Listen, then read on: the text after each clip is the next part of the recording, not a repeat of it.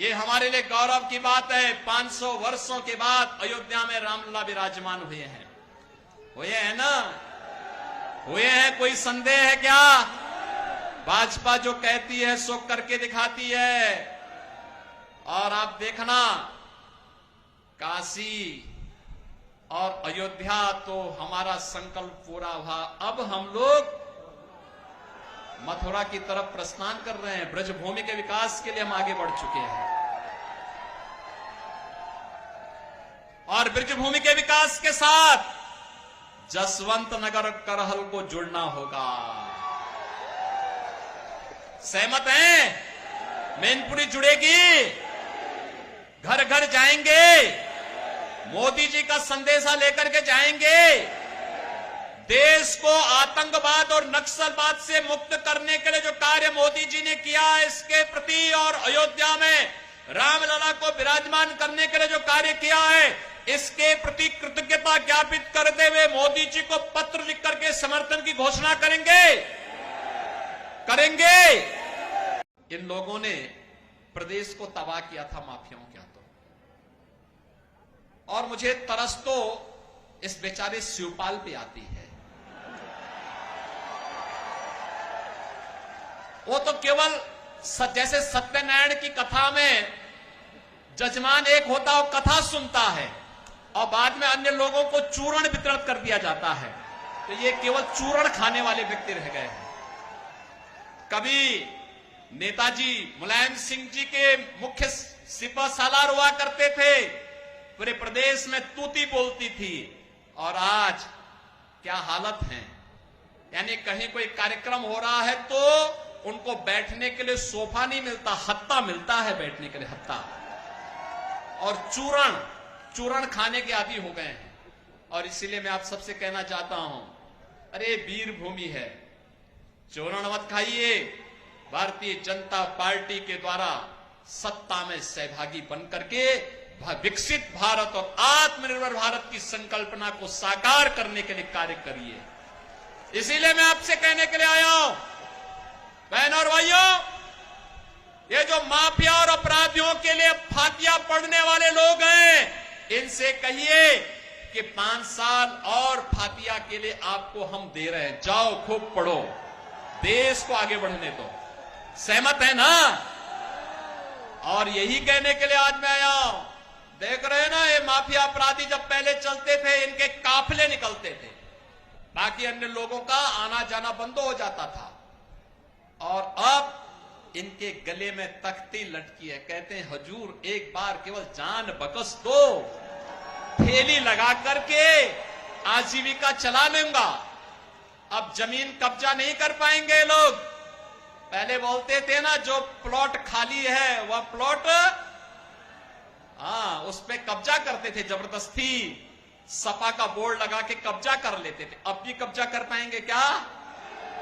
अब कब्जा नहीं कर पाएंगे, क्योंकि मालूम है कि पीछे से बुलडोजर की दृष्टि भी पड़ रही है। पड़ती है, वो बहुत ठोस, एकदम सटीक निशाना लगाता है।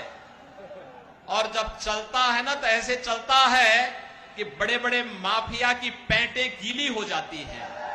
मैं पूछना चाहता हूं फिर समाजवादी पार्टी की नेत्री से, वे जवाब दे इन माफियाओं के द्वारा गाजीपुर में भारतीय जनता पार्टी के विधायक कृष्णानंद राय समेत 6 लोगों की हत्या एक साथ की गई थी। एक साथ की गई थी। श्रीमती अलका राय भी तो हमारी विधायक थी। क्या उसके मंगलसूत्र की भी कभी चिंता हुई समाजवादी पार्टी के लोगों को? जो लोग मारे गए थे, कृष्णानंद राय के साथ शहीद हुए थे, उनकी विधवाओं का क्या हुआ? नंदकिशोर रुंगटा विश्व हिंदू परिषद के अंतर्राष्ट्रीय कोषाध्यक्ष थे।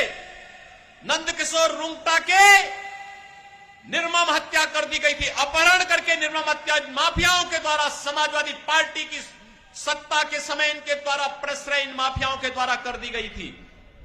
उनकी विधवा का क्या हुआ? और आपने प्रयागराज में राजू पाल और उमेश पाल की निर्मम हत्या के दृश्य को भी देखा होगा। बहनों और भाइयों, हम प्रश्न पूछना चाहते हैं समाजवादी पार्टी से, क्या राजू पाल ये भी तो पिछड़ी जाति के थे और उमेश पाल भी तो पिछड़ी जाति के थे, इनकी विधवाओं के मंगलसूत्र क्या हुए? कभी इन्होंने कभी अपने इन कृत्यों पर पश्चाताप करने का भी प्रयास समाजवादी पार्टी ने किया है? ये देश के साथ खिलवाड़ करने का काम कर रहे हैं, देश की कीमत पर राजनीति करना चाहते हैं। बड़ा हास्यास्पद बयान यहां से समाजवादी पार्टी की नेत्री का आया। उनके द्वारा कहा जा रहा है कि मोदी जी, पुलवामा के शहीदों के जो विधवा है उनके मंगलसूत्र का क्या हुआ? बहनों और भाइयों, हम भी पूछना चाहते हैं समाजवादी पार्टी की नेत्री से, जिन राम भक्तों का लहू समाजवादी पार्टी की सरकार में अयोध्या में बहाने का कार्य समाजवादी पार्टी की सरकार ने किया था, और नौजवानों के परिवार की विधवाओं का क्या हुआ, उनके मंगलसूत्र का क्या हुआ? हम प्रश्न पूछना चाहते हैं बहनों और भाइयों, और ये प्रश्न आपको भी पूछना चाहिए। स्वर्गीय कल्याण सिंह जी ने अपना पूरा जीवन उत्तर प्रदेश के विकास के लिए और श्री राम जन्मभूमि के लिए समर्पित किया था। कल्याण सिंह जी की मृत्यु हुई, होता है, मृत्यु होती है। मुलायम सिंह जी की मृत्यु पर मैं स्वयं उनके पैतृक गांव में आया था और सेफई में आकर के मैंने स्वयं वहां श्रद्धांजलि अर्पित की थी, क्योंकि वे उत्तर प्रदेश के मुख्यमंत्री के रूप में उनकी कुछ न कुछ सेवाएं तो थी। मैं आया था, मेरी पार्टी के लोग आए थे, प्रधानमंत्री जी ने शोक व्यक्त किया था, लेकिन स्वर्गीय कल्याण सिंह जी की मृत्यु पर समाजवादी पार्टी के अध्यक्ष और समाजवादी पार्टी की तरफ से कोई शोक संवेदना नहीं व्यक्त की गई।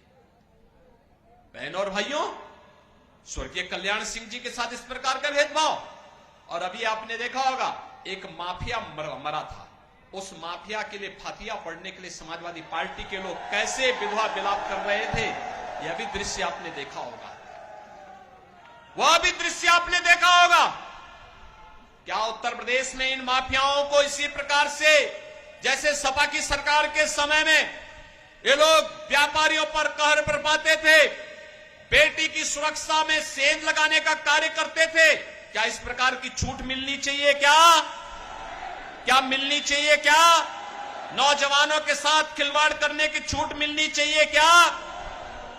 कल मैं समाजवादी पार्टी की इस क्षेत्र के एक नेत्री के बयान को पढ़ रहा था, और बहनों और भाइयों, इसके द्वारा कहा जा रहा था कि मोदी जी ने जो बात कह दी है कि कांग्रेस का घोषणा पत्र कहता है कि हम गरीबी हटाएंगे।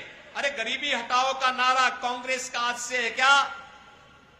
आज से 54 साल पहले श्रीमती इंदिरा गांधी जी ने 1970 में नारा दिया था गरीबी हटाओ का, और 54 वर्ष के बाद उनका पोता भी वही रूप टोता रटंत कर रहा है कि हम गरीबी हटाएंगे।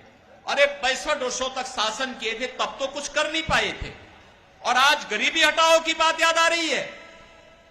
जब कांग्रेस की सत्ता थी तो गरीब भूखों मरता था, किसान आत्महत्या करता था, बेटी और व्यापारी सुरक्षित थी, और नौजवान पलायन करता था। आज कहते हैं गरीबी हटाएंगे, और गरीबी कैसे हटाएंगे? गरीबी हटाने के लिए कह रहे हैं कि हम आपकी प्रॉपर्टी का सर्वे करवाएंगे।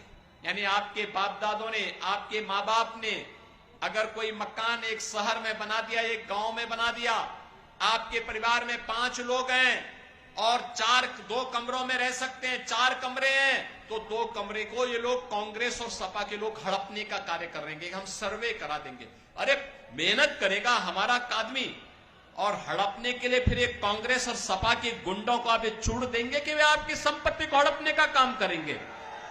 क्या ये अधिकार देंगे आप?